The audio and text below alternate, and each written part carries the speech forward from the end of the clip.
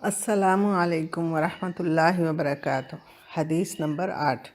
بسم اللہ الرحمن الرحیم، الحمد للہ رب العالمین والصلاة والسلام علی سیدنا محمد الرحمۃ للعالمین۔ مجموعہ احادیث زادرہ کی حدیث نمبر 109 نسائی کے مطابق نبی صلی اللہ علیہ وسلم نے فرمایا، حرص و بخل اور ایمان کسی بندے کے دل میں ہرگز جمع نہیں ہو سکتے، یعنی یہ دو متضاد کیفیات ہیں جن کا ایک دل میں ہونا ممکن نہیں ہے۔ جس طرح کسی مومن کے دل میں الرحمن اور شیطان ایک ساتھ جمع نہیں ہو سکتے، اسی طرح رحمانی صفات اور شیطانی عادات ایک ساتھ جمع نہیں ہو سکتی۔ اگر ایمان ہے تو حرص و بخل کی جگہ نہ ہوگی، اور اگر کوئی حریص اور بخیل ہے تو وہ ایمان سے محروم ہے۔ حریص کا مطلب ہے اپنی ضرورت اور اپنے حق سے زیادہ حاصل کرنے کی فکر میں مبتلا رہنا، اور دوسروں کے حق چھین جھپٹ کر حاصل کرنے کے طریقے سوچتے رہنا۔ اپنے پاس جو کچھ نعمتیں ہیں ان سے راضی نہ رہنا۔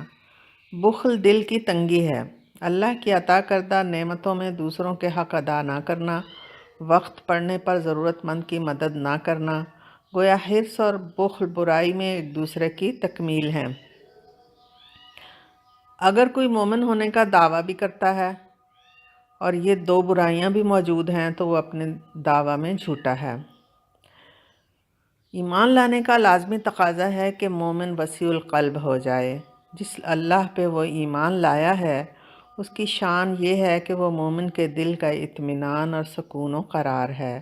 جس دل میں اللہ سبحانہ و تعالیٰ کی یاد کا نور ہو، اس دل میں حرص و بخل کا اندھیرا کیسے ہو سکتا ہے؟ اگر دل اس اندھیرے میں ہے تو اس کو اللہ کے نور سے روشن کرنے کا طریقہ یہی ہے کہ اسے تنگی نفس سے پاک کیا جائے۔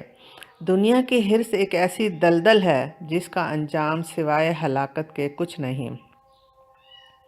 ہر وہ خواہش جو اللہ سے دور کرے اور کسی طرح نفس مطمئن نہ ہو حرص ہے۔ حرص کسی نشہ آور شے کی طرح ہے، جس کو اس کی لت لگ جائے اس سے نکلنا مشکل امر ہو جاتا ہے۔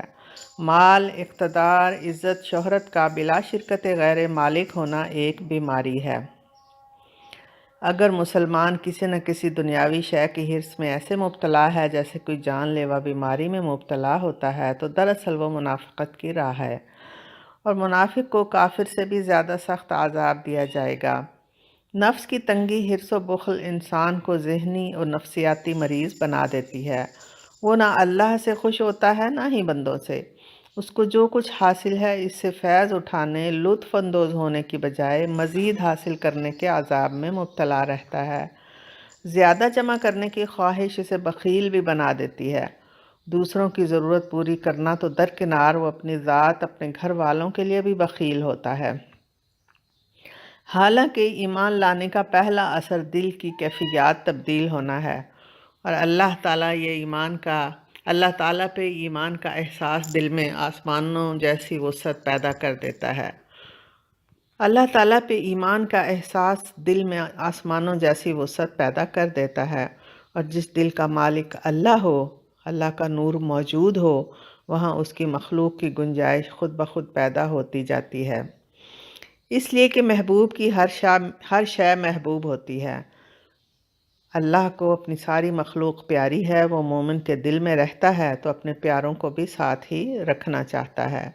اسی لیے مومن ہونے کی نشانی یہی بتائی گئی ہے کہ اس کے دل میں اللہ کی مخلوق کے لیے گنجائش بڑھتی رہتی ہے، اور حرص بخل کی جگہ ختم ہوتی جاتی ہے۔ حقوق العباد کی ادائیگی وہی مومن بہتر طریقے سے کر سکتا ہے جس کے دل میں اللہ کی محبت موجود ہوگی۔ اپنے دل میں اللہ کی محبت اور ایمان کا پیمانہ جانچنا پرکھنا ہو تو اپنے ان فرائض میں نگاہ ڈالنی چاہیے جن کا تعلق اللہ کے بندوں سے ہے۔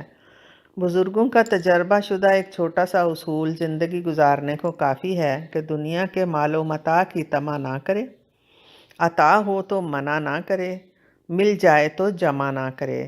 اسی اصول کے تحت اپنی اولاد کے طور اطوار پہ غور کیا جائے اور ان کے دل سے دنیا کے حرص اور بخل جیسی عادت کو دور کرنے کی تربیت کی جائے۔ جو باتیں آج معصومیت سمجھ کر نظر انداز کر دی گئیں تو کل یہی تناور درخت کی طرح ہو جائیں گی جن کو جڑ سے اکھاڑنا مشکل ہوگا۔ حرص و بخل منافقت کا راستہ ہے۔ اس نفاق سے بچنے کے لیے انفاق فی سبیل اللہ کیا جائے۔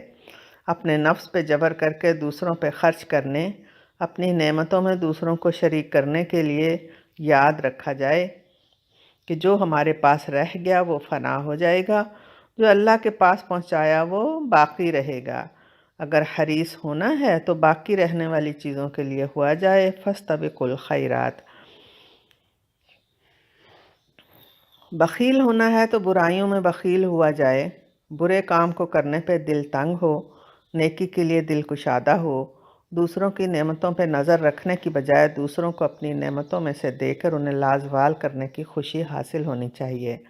دل میں ایک ایسی محفل آباد رہے جہاں اللہ سبحانہ و تعالیٰ اپنی پیاری مخلوق سمیت موجود ہو۔ اللہم طہر قلوبنا من النفاق و اعمالنا من الریاء وافتح اقفال قلوبنا بذکرک وجنبنا من سیئ الاخلاق۔ آمین۔ دعا گو بشرا تسنیم، آپ کی بہن۔ والسلام علیکم ورحمۃ اللہ وبرکاتہ۔